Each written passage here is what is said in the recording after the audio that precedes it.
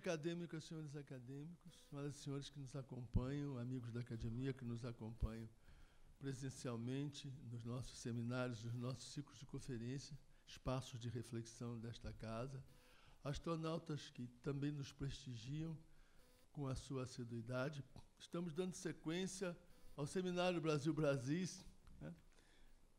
Um espaço de reflexão sobre a cultura fazendo-se no cotidiano da realidade brasileira. Os ciclos, como todos sabem, concentram-se na cultura feita, aqueles valores que a sociedade brasileira introjetou como caracterizadores da sua própria realidade, do seu próprio modo de ser, e tudo aquilo que está acontecendo hoje no cotidiano. E este segundo aspecto é o objeto do Seminário Brasil-Brasis, em boa hora uma criação do acadêmico presidente Marcos Vilaça. O tema de hoje é tradução ampliando os horizontes, coerente com a proposta ampliação nos tempos hoje. E a estrutura do seminário, é sempre bom reiterar, ela é responsabilidade de um acadêmico. O acadêmico escolhe o tema e convida os seus dialogadores. Esse diálogo pode ser feito como os participantes desejarem, ou uma apresentação, ou apresentações paralelas, ou diálogo, ou interrupções. Diálogo esse que se faz apenas entre os membros da mesa. Não há muita condição de abrir para o público, para a plateia. As experiências mostraram que não era produtivo. Então, aqui está o coordenador, o acadêmico Geraldo Carneiro, que convidou para seus companheiros de mesa o acadêmico Marco Lucchesi e o tradutor, poeta Paulo Henriques Brito, que está mais uma vez aqui nos emprestando o prestígio de sua presença. E aqui se encerra a participação do coordenador geral do seminário, uma vez que a mesa passa, então, ao comando de Geraldo Carneiro, poeta, compositor, tradutor, etc., etc., etc.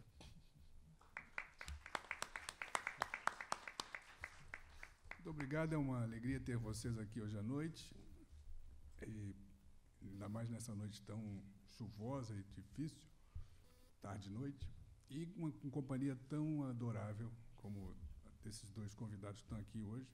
Eu gostaria, antes de mais nada, de divulgar o nosso próximo ciclo, que será sobre o populismo, coordenado pelo acadêmico José Murilo de Carvalho. Faço isso porque para saldar uma dívida que ficou de terça-feira passada. Mas hoje vamos falar sobre a tradução a partir de uma provocação feita por Ezra Pound.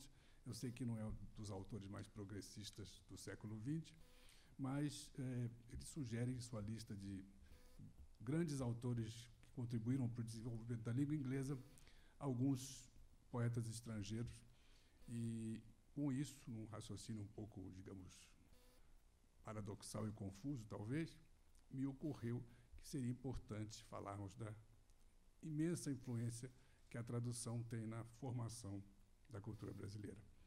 Me lembro, por exemplo, de Olavo Bilac, que traduziu vários fragmentos de Shakespeare. Me lembro também de Honestaldo de Penafort, que chegou a receber o Prêmio Machado de Assis aqui da Academia. E, enfim, para falar desse jogo entre a tradição universal e aquilo que se escreve no Brasil, temos dois convidados que eu chamaria, sem grande hipérbole, de extraordinários. O primeiro deles é Marco Lucchesi, que é tão extraordinário e modesto que me pediu que não lesse o seu currículo, porque o currículo dele é tão vasto que talvez nos avassalasse a todos, nos transformasse em seres inteiramente inferiorizados diante da exibição de sua cultura universal. Aliás, meu amigo Antônio Carlos Sequim costuma dizer que ele recebe quase toda semana um título de doutor honoris causa em algum país remoto e faz o discurso de agradecimento na língua nativa. Então, não direi mais a respeito dele. E nosso outro convidado é o poeta e tradutor Paulo Henriques Brito, que já me disseram, alguns dos maiores editores do Brasil, que é o melhor tradutor da língua inglesa. Também reproduzo aqui um elogio que não é meu, eu até concordo com ele, acho um tradutor dos melhores, se não o melhor. mas que já nos deu coisas tão extraordinárias quanto, por exemplo, a obra de Emily Dickinson, e está em vias de nos entregar também uma seleta de Wallace Stevens. Então, e também não vou ler os prêmios do Paulo. Paulo ganhou quase todos os prêmios notáveis dos últimos 15 anos da literatura brasileira, assim como o Marco. Os dois dividiram os prêmios todos. O pobre do Cícero e eu, Cícero, ficamos ali sempre em segundo lugar, terceiro lugar. De vez em quando, amealhamos também um prêmiozinho. Mas o fato é que são dois devoradores de prêmios, merecidos sempre.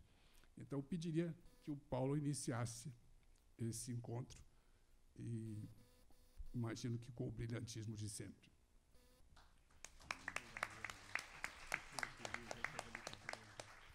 Boa noite. Eu queria, antes de mais nada, agradecer o convite. É sempre um prazer para mim vir aqui, junto a pessoas amigas, e falar sobre um tema que é um tema que eu gosto muito, que eu venho pesquisando há muito tempo, que é a tradução de poesia.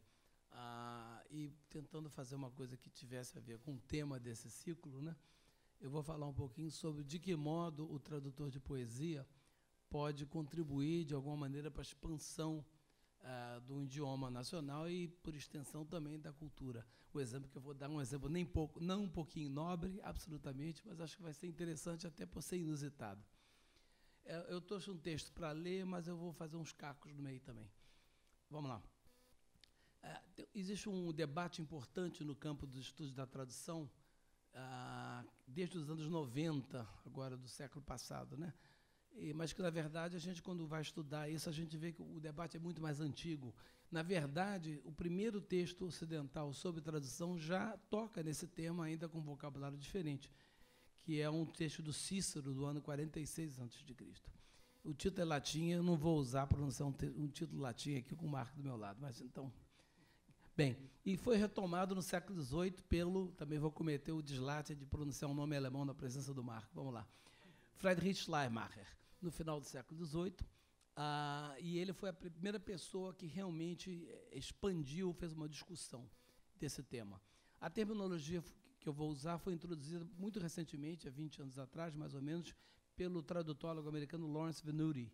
E então eu vou usar esse termo, essa terminologia dele, que é a oposição entre tradução domesticadora e tradução estrangeirizante. O problema é o seguinte: o tradutor literário, ele diante de um texto, principalmente de um texto de uma cultura mais distante, né, ele é sempre obrigado a fazer uma certa escolha, né? Por um lado, ele pode adotar uma abordagem que tenta facilitar o lado do leitor, né? Então, ele vai sempre tentar encontrar equivalências na cultura da língua meta, ele vai trazer o texto para perto do leitor, né? Ou então ele pode fazer o contrário, tentar manter o texto tanto quanto possível imerso no seu contexto de origem e por exemplo, mantendo alguns termos de origem, formas de tratamento, sistemas de pesos e medidas, né? Que, mesmo sabendo que isso não vai significar nada para o leitor, mas a ideia é estrangeirizar o texto, em vez de domesticar. Um exemplo simples. Diante de um romance russo passado no século XIX, vai ter um momento, antes de começar a traduzir o livro, que o tradutor vai ter que decidir o seguinte: ou ele pode manter as vestas, né, que é a unidade de distância usada na Rússia, falar em kopecks, para falar numa quantia muito pequena, né, e um personagem chamado Ivan Ivanovich Fadeev. Os amigos vão chamar ele de Ivan Ivanovich, os familiares vão chamar de Vânia, por exemplo, né?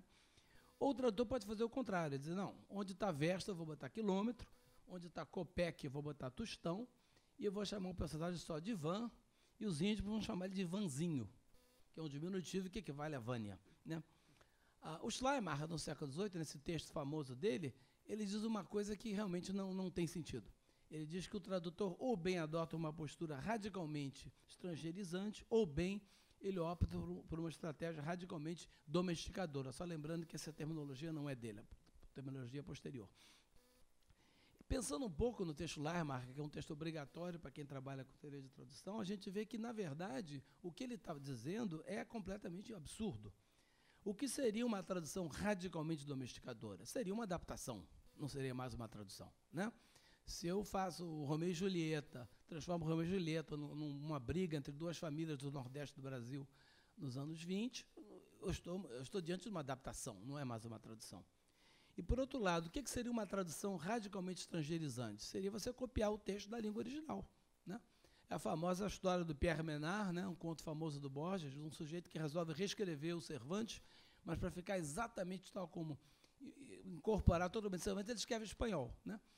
Então, é uma não tradução, né? Então, os casos limites de uma tradução radicalmente domesticadora e uma tradução radicalmente estrangeirizante não seria o que nós chamamos de tradução. O que nós chamamos de tradução é exatamente essa coisa intermediária.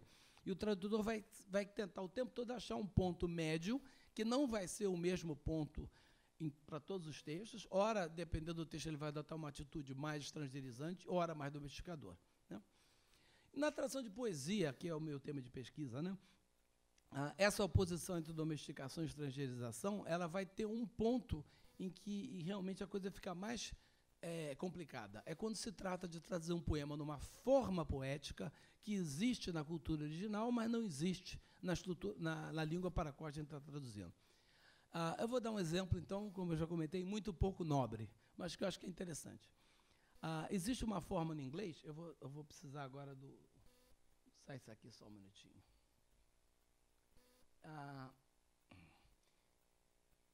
Existe uma forma poética no inglês chamada de limerick. É uma forma poética muito curiosa, porque ela só é usada basicamente em dois gêneros. Um é a poesia infantil de caráter nonsense, uma coisa bem inglesa, né? Uma poesia completamente nonsense, né? Cujo grande mestre é Edward Lear, um poeta que era também ilustrador, né? Ele ilustrava os próprios poemas dele, da Inglaterra vitoriana. E o outro gênero do limerick é a poesia obscena, escatológica, encontrada nos banheiros, né? Toda poesia de banheiro no mundo de língua inglesa é um limerick. Mas é muito curioso, vocês vão ver que é curioso, que não é uma forma absolutamente livre de modo algum, né?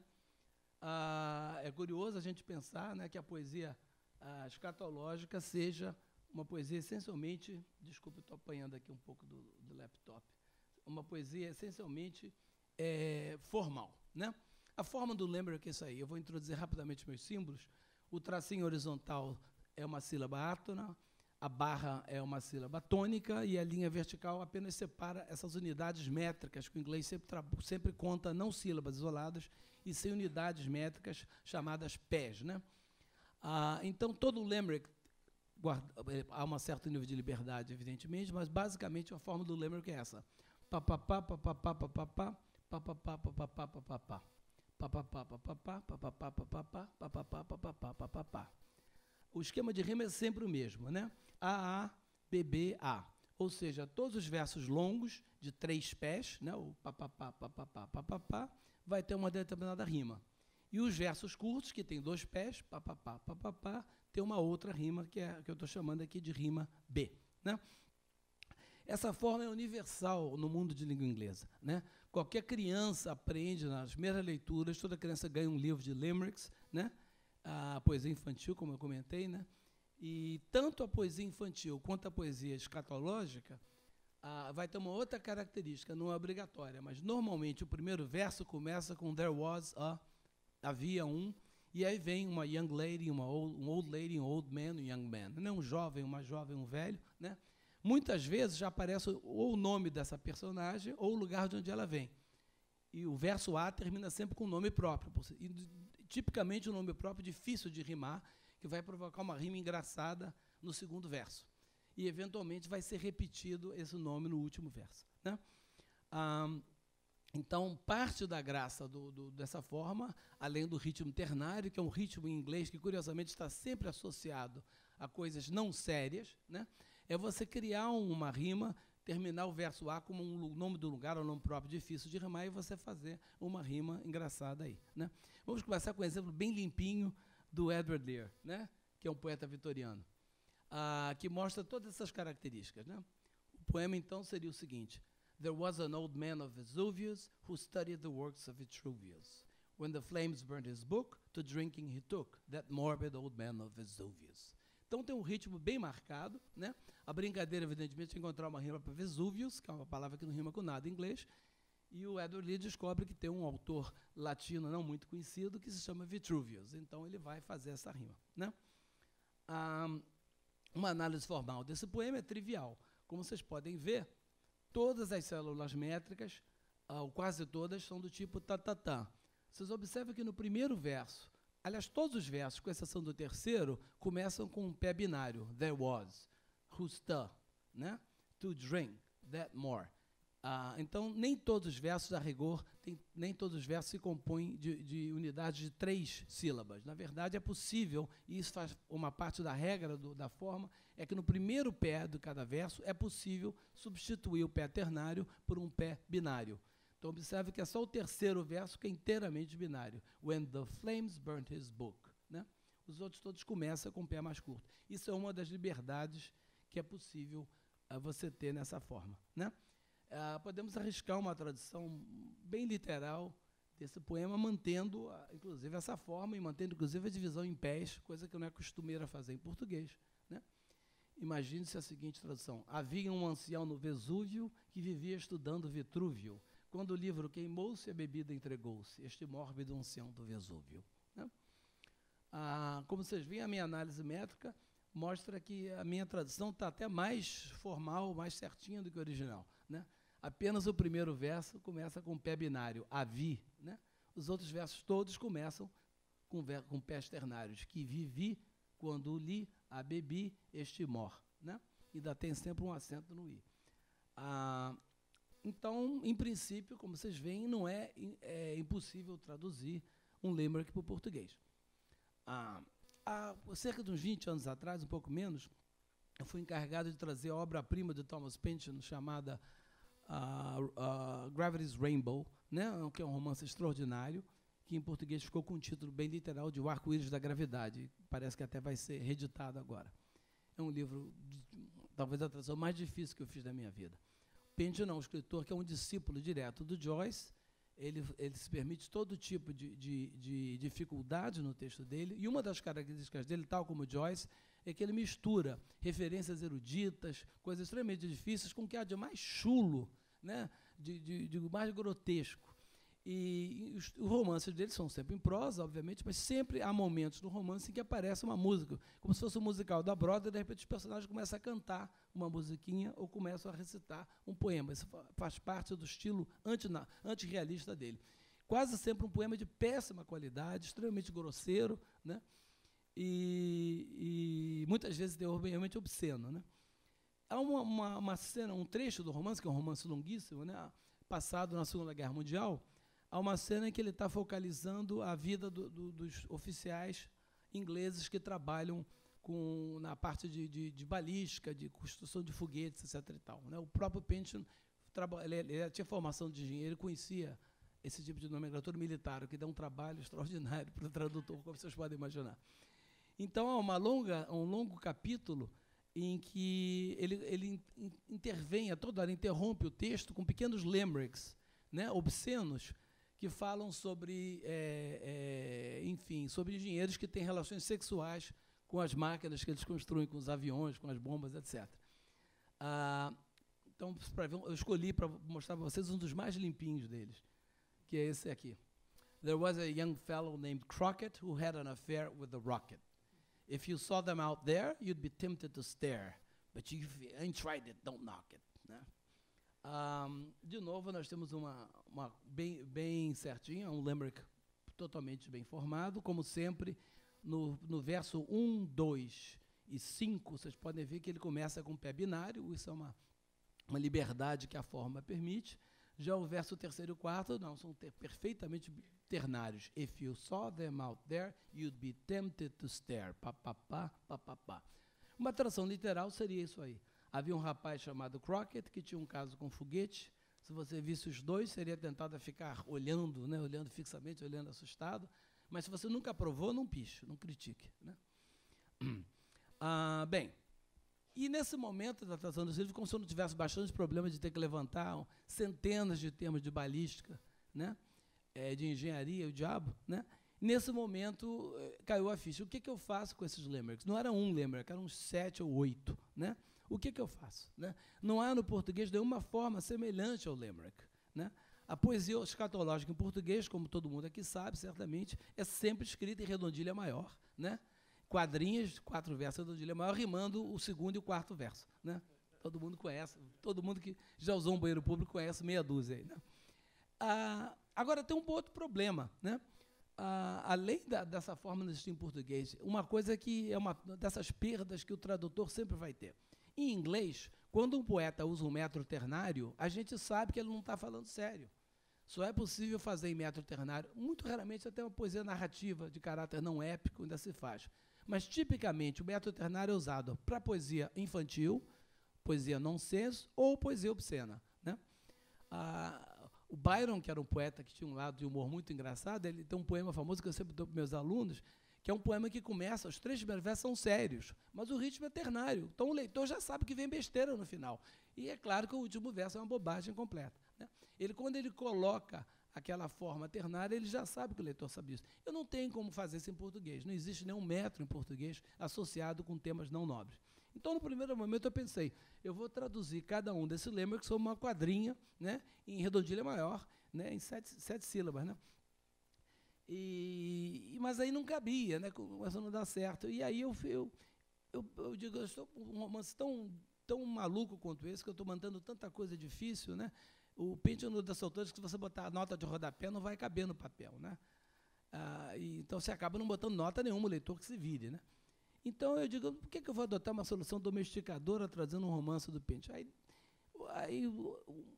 caiu a ficha que eu tinha que... Não, eu vou tentar fazer Limerick em português. E o que me salvou foi um livro que eu tinha na estante, que tinha sido mandado para mim, alguns 10 ou 11 anos antes, pelo Glauco Matoso, que é o rei da poesia escatológica em língua portuguesa, além de ser o maior sonetista em qualquer idioma. Ele já tem 5.500 e tantos sonetos, né? Todos decassílabo com acento na sexta. Sempre. E ele escreveu um livrinho de poesias obscenas chamado Limeiriques e Outros Debiques Glauquianos, no qual ele faz uma introdução explicando o que é o Limerick e propõe fazer Limerick em português. Ele adota uma forma de rima semelhante ao inglês, só que ele trabalha com decassílabo, né? Às vezes até com dodecassílabo.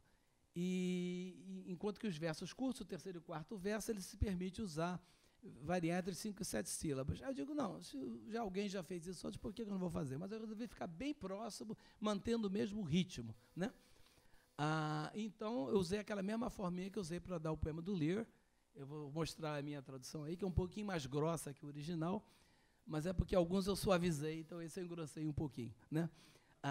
Eu usei uma gíria sexual que hoje em dia os mais jovens vão correr para o dicionário para traduzir. Mas, enfim. A análise desse versinho, como vocês podem ver, é perfeitamente canônica, né? O esquema de rimas é perfeito. Eu eliminei aquela coisa de botar o nome próprio no final, porque aí eu não teria como fazer isso. Se eu mantivesse nomes próprios em inglês, não ia encontrar rimas. Eu não podia trocar o nome dos personagens. Algumas dessas pessoas existem no livro, né? Então, a minha opção, em última análise, foi adotar uma forma inexistente em português para trazer uma forma tradicional do inglês. Contra essa minha posição, há muitos argumentos perfeitamente razoáveis, que eu mesmo incorporei eles, né? Uma coisa que me fez evitar fazer isso, que eu relutei muito de fazer isso, foi esse tipo de argumentação. E o argumento é o seguinte: a forma significa, né? Toda forma tem um significado. Se um poeta brasileiro começa a escrever um poema em 8ª rima, ele claramente está fazendo uma alusão ao Camões, quer dizer, ou ele está tentando fazer uma coisa épica, ou, pelo contrário, ele está querendo brincar com a tradição, zombar da tradição épica, mas não há como eu escrever em língua portuguesa um poema em 8ª rimas e você não pensar em Camões, né? Quando o Drummond resolve compor a sua obra-prima, A Máquina do Mundo, em decassílabos brancos agrupados em tercetos, é claro que ele quer que a gente pense na Divina Comédia, né? Ele vai citar A Máquina do Mundo lá, que é uma ligação direta com Camões, mas o terceto que ele vai usar, embora não seja rimado, não seja como na Divina Comédia, ele quer que a gente pense em Dante, sem dúvida alguma, né? Pois bem, quando um leitor de língua inglesa vê a mancha gráfica de um limerick, ele já sabe que é besteira, né? A forma já significa, né? Ele sabe que o poema não vai ser uma reflexão lírica delicada, que não vai ser um poema filosófico, ele sabe que vai ser bobagem, né? Ou pornografia, ou, no mínimo, humor infantil, completamente nonsense, né? Como a forma do limerick não significa nada na nossa cultura, né? num primeiro momento, seria um argumento contra usar isso, né?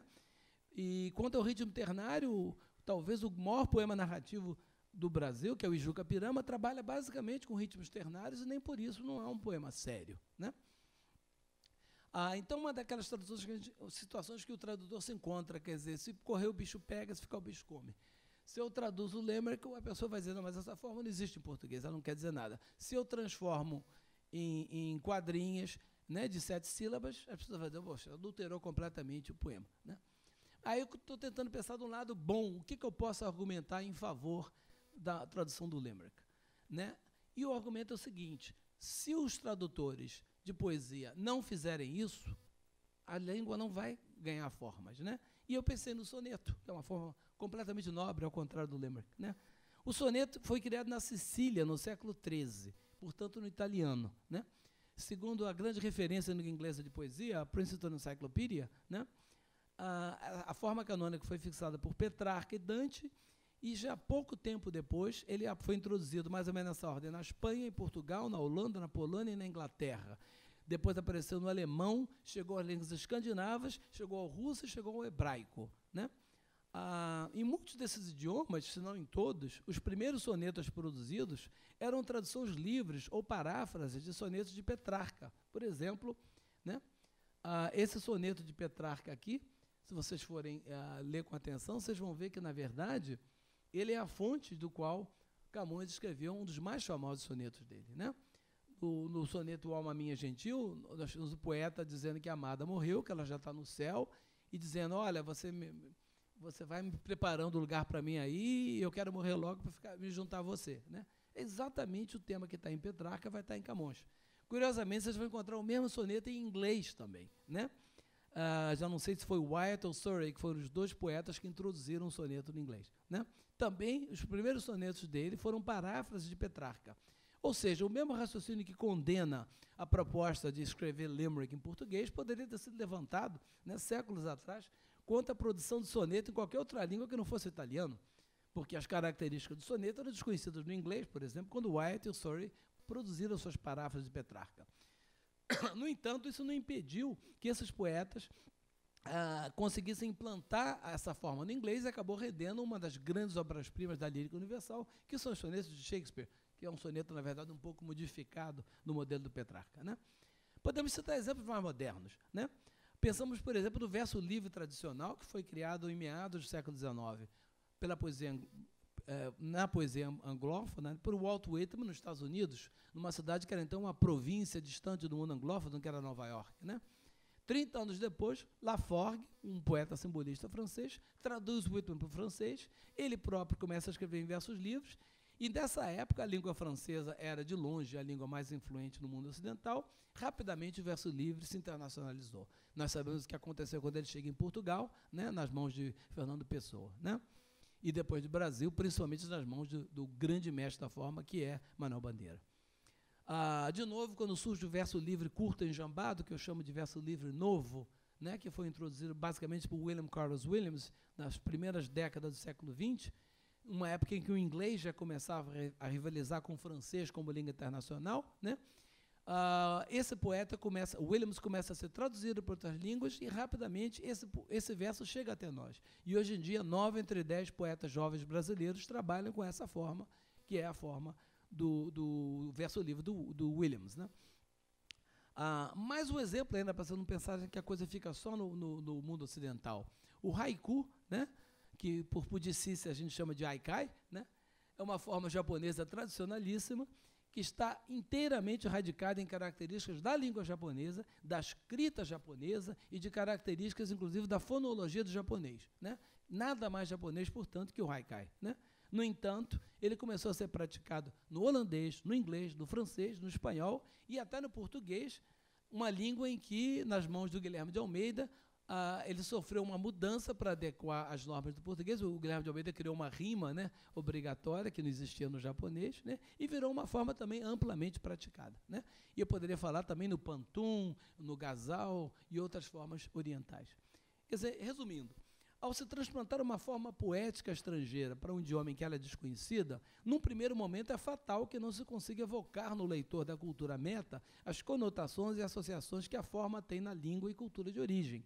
Mas, se os tradutores não correrem esse risco, eles perderão a oportunidade de dar uma contribuição ao repertório formal do seu idioma, como fizeram os introdutores do soneto, da oitava rima, do verso livre, do haikai e tantas outras formas. Pensemos na riqueza que as formas italianas, como o soneto, a oitava rima, a terça rima, trouxeram à literatura lusófona, né? Penso aqui na grande terça rima do Machado de Assis, né? que é uma criatura que ele vai publicar no Ocidentais, o último livro de poesia dele, né? A introdução dessas formas poéticas alargou as fronteiras de nosso idioma literário, tanto quanto o contato com o árabe aumentou, por exemplo, o léxico do português. Em relação ao limerick, essa forma seguramente ainda não pegou no Brasil, mas alguns anos atrás, uma tradutora de Santa Catarina, da Universidade Federal de lá, Dirce Valtrig do Amarante, publicou pela primeira vez no Brasil uma antologia do Edward Lear, né, de limericks absurdistas, né, e ela utiliza uma forma adaptada ao português, mas análoga ao limerick. Então, se algum dia eu entrar num banheiro público e encontrar um limerick escatológico com temática e vocabulários inquestionavelmente brasileiros, eu vou poder me orgulhar de ter dado, juntamente com Glauco e a Dirce, uma pequena contribuição, ainda que nem um pouco nobre, ao repertório de formas poéticas brasileiras e lusófonas. Obrigado.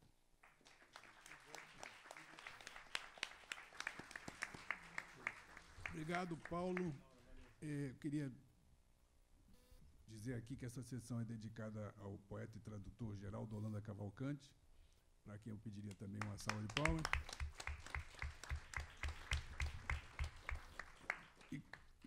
E, por fim, but not the least, gostaria de mobilizar a inteligência avassaladora de Marco Lucchesi.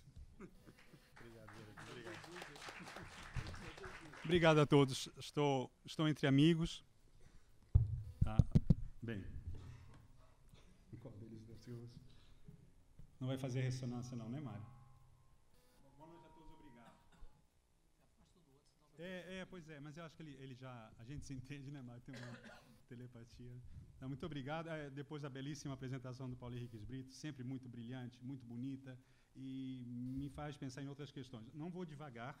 É verdade que eu costumo devagar, mas para a saúde mental é preciso sair um pouco dos trilhos, porque senão fica muito difícil.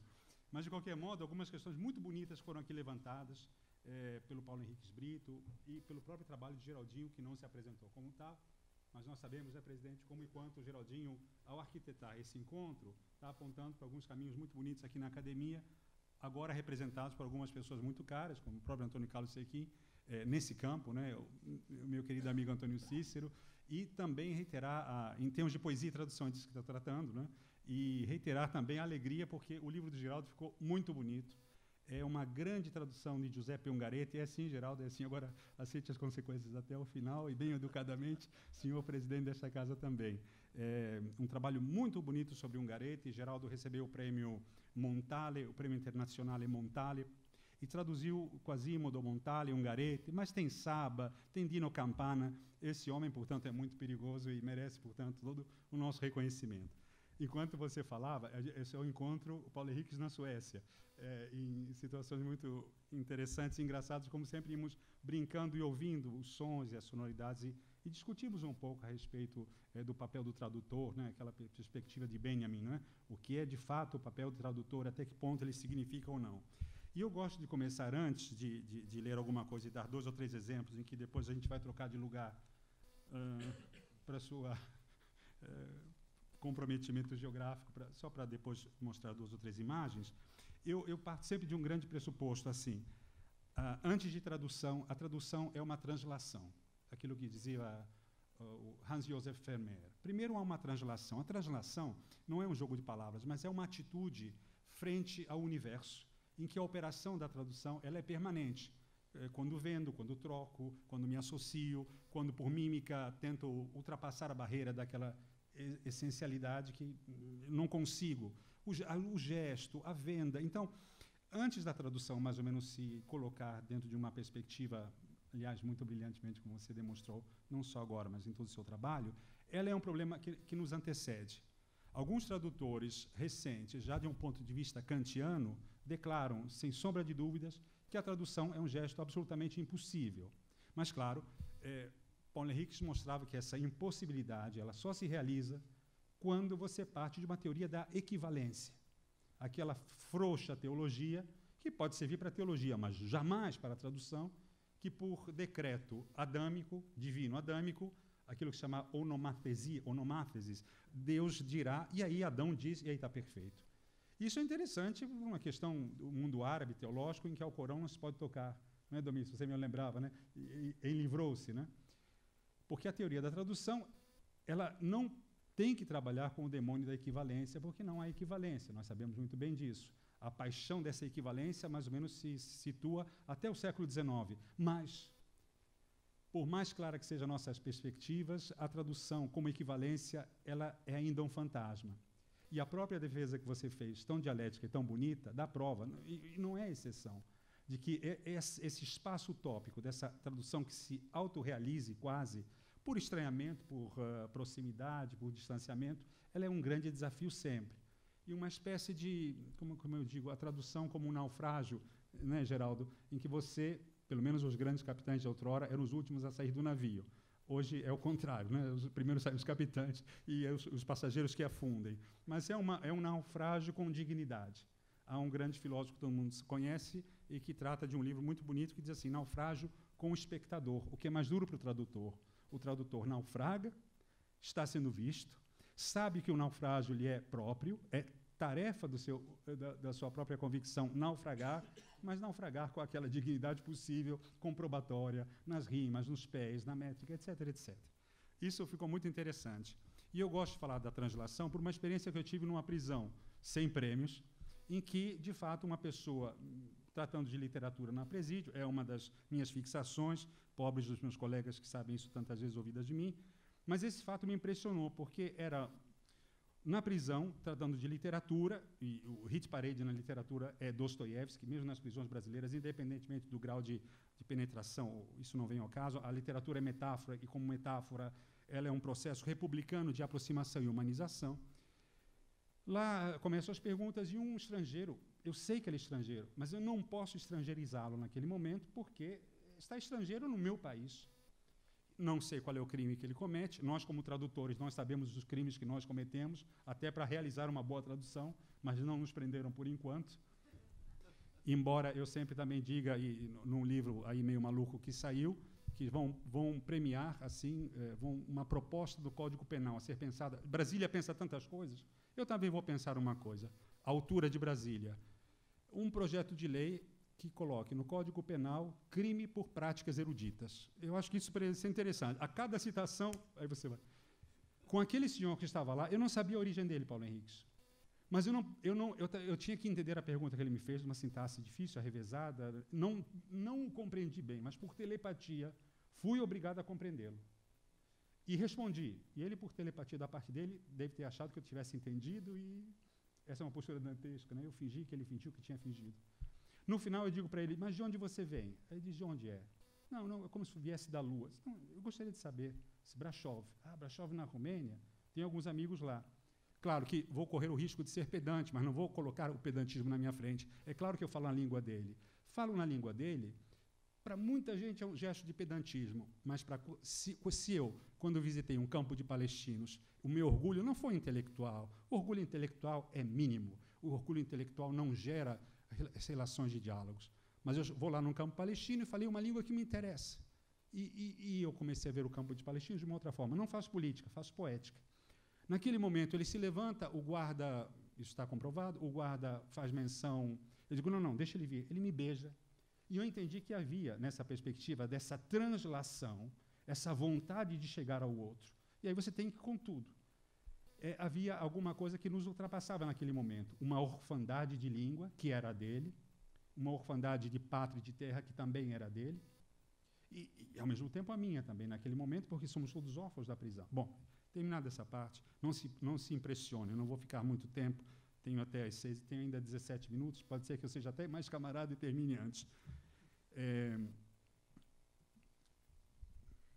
A questão que Paulo Henriques coloca é muito importante, que assim, em todos os cursos a gente dá, né, professora Bordenave, a senhora que é uma das riquezas históricas na cidade e no país. Há alguns tradutores que dizem assim, e esses são os pedantes, no sentido baixo do termo, porque a gente tem que ter coragem. Coragem de enfrentar as situações, coragem de enfrentar a alteridade, ou então a nossa ferida narcísica nos impede de chegar ao outro. Aí a gente não traduz, aí a gente não dialoga, coloque um espelho na própria frente e dialogue. Vai ver que grande ebulição, mas é pobre, é pouco, é nada. E muitas vezes acontece que, em algumas situações, você começa a estudar muito o texto de partida, a língua de partida. Meu Deus, é uma obviedade. E não há nenhum mérito em conhecer uma língua original. É obrigação. Agora, se você não conhece a língua de chegada, e não apenas como língua de chegada, mas as tradições, a biodiversidade, em que você vai trazer o Petrarca, como você disse, ao português, ou o Rilke para o português, é já um programa. E muitas vezes você vê que alguns tradutores dizem assim, conhecem uma determinada língua que eles consideram exótico. Bom, se eles escolheram aquela língua, é a obrigação de conhecerem minimamente aquela língua. Mas a obrigação máxima é conhecer como é que a gente faz. Há um determinado livro cujo título, naturalmente, vou falar mal, mas então não vou dizer o título, nem a origem, né? Mas o raciocínio é mais ou menos esse, em que a pessoa bate no peito e diz que sabe a língua original. Meus amigos, saber a língua original, qual é a vantagem? Para o trabalho, obviamente, é vantajoso. E ele diz assim, eu traduzi porque eu conheço bem, aí mostrou como é que ele fazia a métrica, a rima. Você pegava o autor original, era a métrica, a rima, os pés, tetrâmetros, iâmbicos, fantasticamente colocados em teoria. Mas quando esses tetrâmetros e iâmbicos funcionavam em português, que já é também um problema saber, e é uma escolha ampla como trazer esses tetrâmetros para o português, era horrível. Era uma tradução mais ou menos de quem lembra aqueles trens da Central, que eu acho que devem ter melhorado, aquelas cenas apocalípticas, em que não há espaço. Aí o decassílabo entra à força, empurra daqui, bate de lá, corta as vogais, faz uma tradução alfacinha, um pouco lisboeta, joga todas as contrações naquele momento, e aí sim, você tem um decassílabo, mas caramba, que miséria. Um decassílabo que não canta, que não diz, que paga pedágio, e está todo mundo apertado naquele trem, porque o decassílabo ele tem que ser espaçoso, quando é o caso, tem que ser cristalino. Quando Dante está no inferno, não é cristalino, tem que ser preto, escuro. Trovar, nem o trovar Klug, mas o trovar Braus, que é mais duro, é mais firme, mais intenso. E é feio, e precisa ser feio. Agora, bom, ele vai mostrando, vai fazendo traduções horrendas, e você chega à conclusão assim. Ou essa grande tradição de língua, que não vou citar para não dar pistas, né? Não se fala mal de ninguém, não é? A gente debate as ideias. Sim, não, é minimamente... O William sabe disso. É minimamente o que se deve fazer. Bom, aí você chega e diz assim, eu sei a língua, você já não aguenta mais. Esse é o pedantismo, meus senhores, esse é o pedantismo. No final ele diz assim, vejam só, eu não fui o primeiro a traduzir, aí cita um grande acadêmico, assim, um grande poeta brasileiro, que eu não vou dizer também qual é.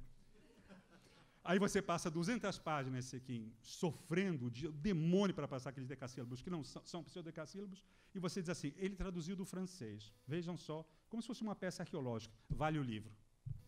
A tradução desse poeta brasileiro vale o livro. Porque conhece, sabe. O próprio... Alguns tradutores do russo, por exemplo, que você agora mesmo citava, né, eles faziam assim, você traduzia... E o Boris Schneiderman falava isso muito bem. Você traduzia vodka e se transformava em vinho.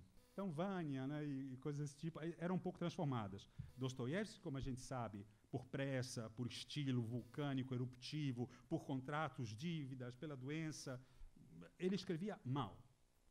Genialmente mal. Quando chega a tradução brasileira, via França, que são muito boas, aliás, como Natália Nunes, também não é uma coisa sagrada, o Jeová, não é assim. Aqui não é religião, aqui é tradução. Então, você vê que era interessante. As traduções de Natália Nunes são muito bem feitas, Virgínio Santa Rosa, só para ficar com Dostoiévski.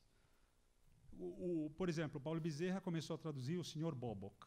E aí o que fez ele para apresentar para Boris Schneiderman?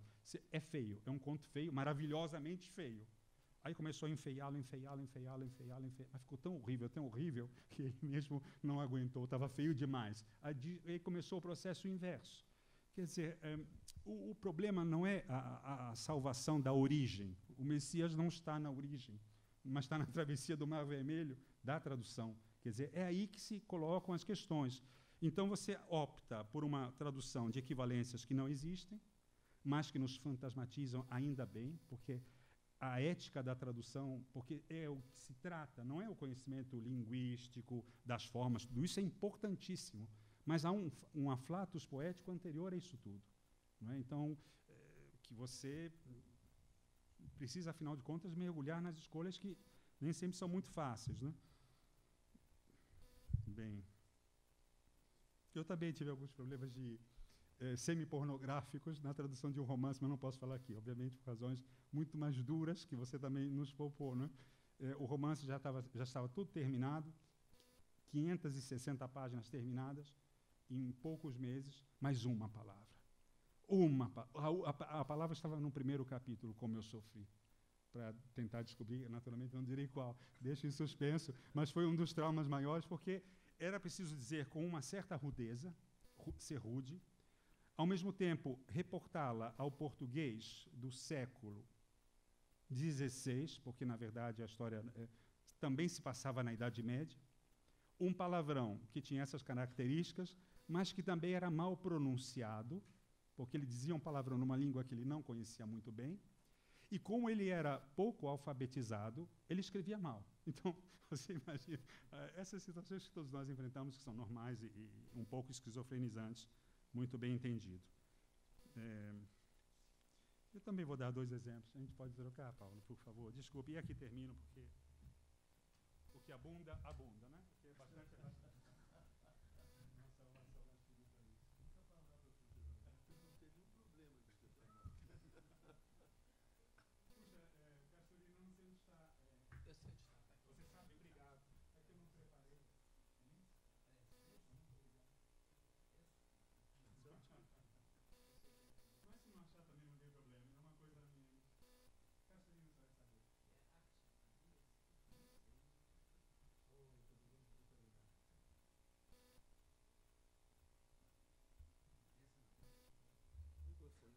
É o próprio caso, por exemplo, enquanto se procura e se acha, né? É o caso, por exemplo, de como a relação de Camões e Petrarca, né? Como tão bem Paulo Henrique estava dizendo nesse momento. Muito obrigado, muitíssimo obrigado. Então, você diz assim, você pega o decassílabo, e esse decassílabo tem história na Sicília, tem história em Petrarca, chega a Camões, eu não vou me perder, quando tiver, eu vou parar, não se preocupem, né? Viva as digressões, ainda não se paga multa por causa disso. E então, aí a questão camoniana, né? Chega um decassílabo, e esse decassílabo que você, por exemplo, às vezes acaba traduzindo a Divina Comédia, como é o caso de Drummond em múltiplas sessões, do próprio Machado, que traduziu um belíssimo 25, impecável, das metamorfoses, dificílimo do canto 25 do Inferno. Né? Só que chega esse poema, você tem problema de pressão, Paulo Henrique? Eu tenho. Então, o que eu faço? Eu tenho que ler os decassílabos de Camões com calma, porque eles têm muito sal, o sal atlântico, debaixo da gama. Então, todo esse pressuposto, o Domingos acho que ele vai ter mais cuidado de não ler assim de cara, né? Então, é um decassílabo que se torna impuro, é um decassílabo que parte de uma dívida, que Camões prontamente salda à medida em que ele, Camões, dá temperatura, sal e rigor, e todo esse belíssimo passeio que você fez aqui. Né? Isso era para enquanto eu não encontrava. Né? Esse aqui eu vou ler só 2 poemas. Esse é um poema de um dos maiores poetas da língua alemã, chamado Georg Trakl. Na verdade, ele é austríaco, Trakl, morre em 18, situação absolutamente dramática, uma enfermaria, etc. Trakl ele é sempre lembrado como um grande, exatamente como Rilke, Rainer Maria Rilke.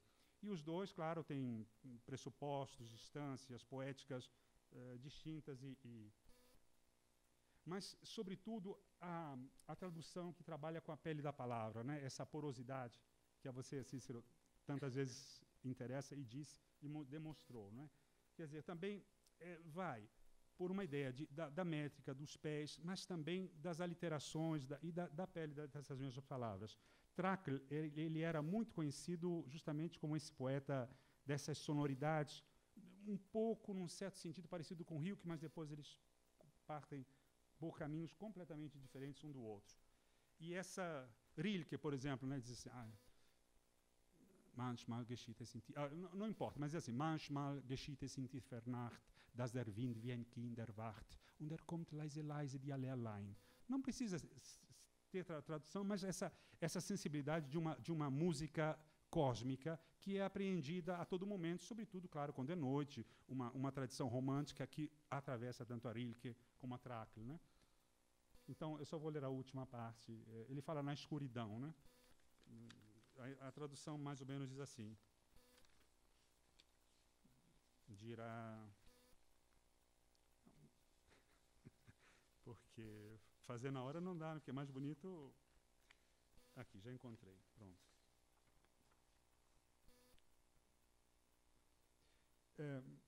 Na escuridão, né? Vou ler só a última. Über die mondglänzten Wege des Walds sank die Wildnis vergessener Jagden. Blick der Bläue aus verfallenen Felsen bricht. Então, é um poema que diz mais ou menos assim. Na escuridão, a alma silencia o azul da primavera. Entre a úmida ramagem do ocaso, freme a fronte dos amantes. A cruz verdeja. Em escuro colóquio, reconheceram-se homem e mulher. No muro esquálido, o solitário vaga com seus astros. Nas sendas do bosque, ao clarão da lua, afundou na mata de esquecidas caças, olhar do azul, e rompe das rochas em ruínas. Então, era uma espécie de, antes mesmo de pensar, e claro, a métrica está colocada, e etc., mas é a forma que, em português, seria preciso recuperar essa pauta, essa musicalidade. Então, às vezes eu gosto, por exemplo, de tocar e ver como é que ficaria mais ou menos e não pesar suficientemente. Esse é um dos clássicos dele, que são as ratazanas. E as ratazanas dizem assim. Die Ratten. Vou ler no final. Und sie keifen vor Gier wie toll und erfüllen Haus und Scheunen, die von Korn und Früchten voll Eisgewinden dunkel greinen. É bonito porque é uma paisagem escura. Saímos daquela escuridão erótica do poema anterior, dessa relação corpórea bastante dramática, como foi vivenciada por Trakl, e agora vamos para um outro tipo de escuridão. A lua, claro que eu estou lendo todo em português, né? A lua resplandece no quintal. Das telhas caem sombras soberanas. Janelas de silêncio glacial afloram quietamente as ratazanas. E céleres sibilam em surdina quando um horrível bafo se acentua na boca semiaberta da latrina, onde cintila espectralmente a lua. E loucas vociferam de cobiça, buscando em toda casa os alimentos, a fruta, o cereal e a hortaliça, nas trevas gemem gélidos os ventos, que é, de fato, um tom ligeiramente expressionista, e a Alemanha já começava, a língua alemã, né, já começava, sobretudo com aquele grande livro que é o Morge, né, a falar de detalhes muito mais escabrosos do que este, e com uma intrépida e duríssima forma de perscrutar os corpos já sem vida, não é? Mas aqui Trakl, ele ainda, mesmo ao tratar das ratazanas, tem esse corte dramaticamente sonoro, rilkeano, pós-romântico na tradição da língua alemã. Finalmente, acho que a última coisa, e aqui termino, essas são traduções antigas, eu não traduzo mais assim, são da minha... quando era mais jovem, né? Esse é um dos poetas mais fascinantes que encontrou em Haroldo, Augusto, né, de Campos, o próprio Boris Schneiderman, numa antologia gloriosa que abriu muitos caminhos, inclusive para as vanguardas poéticas brasileiras e não só para aquelas. E nos trouxe Essênio, Mayakovsky, Khrushchev, a lista é imensa. E, de modo especial, também Velimir Hlebnikov.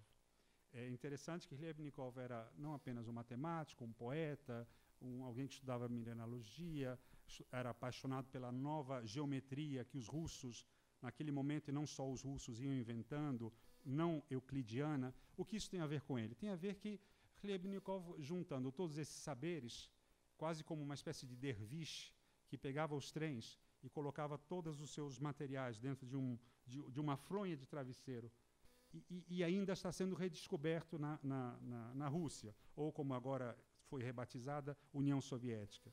E ele começa, então, a descrever toda uma visão fantástica da velocidade, mas não como faziam na Itália, Marinetti. Isso estava absolutamente superado, tanto que quando o Marinetti chegou em 1909 em Moscou, foi um fracasso, porque os russos e o formalismo russo já estava muito adiantado, com grandes experiências de laboratórios, né?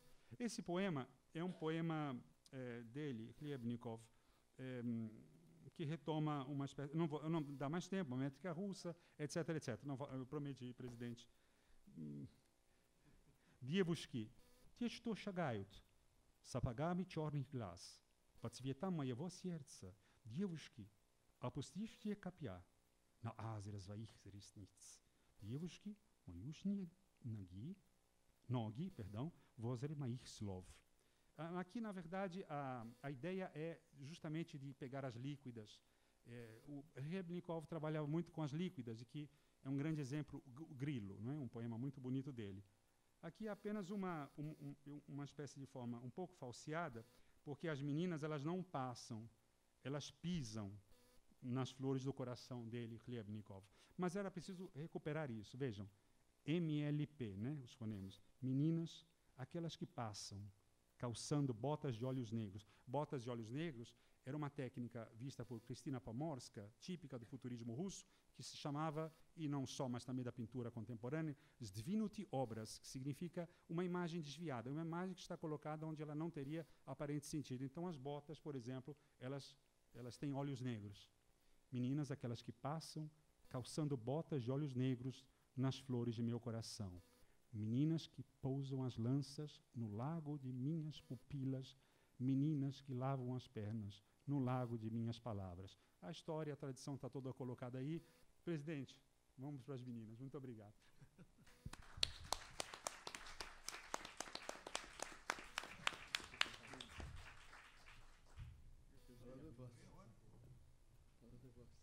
E queria agradecer a essa participação brilhante de Marco Lucchesi e de Paulo Henriques Brito, e anunciar para a próxima semana o seminário sobre o populismo, coordenado pelo acadêmico José Murilo de Carvalho, e o próximo encontro do Brasil Brasis, que tem a concepção, a idealização e a coordenação do nosso presidente, Domício Proença Filho. E a próxima sessão, imagino que seja muito palpitante, porque tem o título de Representação e Radicalização Política. Espero que todos compareçam com suas bandeiras, seus slogans, e que saiamos daqui vitoriosos rumo ao Palácio para um golpe da felicidade definitiva. Muito obrigado. O que não poderá acontecer porque ferirá o artigo 30 do regimento. E o presidente ansioso do controle regimental.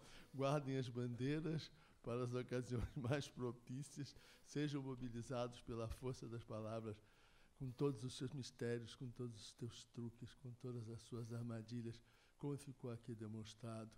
Afinal de contas, traditori, vero, vero, né? E eu estou me lembrando aqui de um livro do Wilhelm Flusser, em que ele diz o seguinte: I go não é necessariamente eu vou.